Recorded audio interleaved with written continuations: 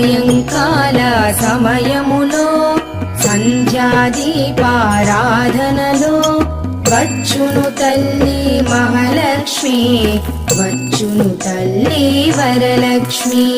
కాళ్లకు గజ్జెలు కట్టింది, మెడలో హారము వేసింది, పిలచిన వెంటనే పలికింది, అడిగినదంతా ఇచ్చింది. సాయంకాల సమయములో సంధ్యాదీపారాధనలో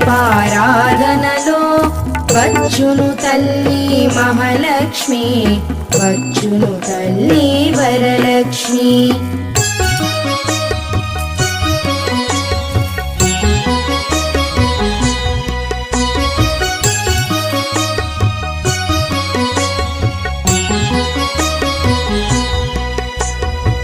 ధనములని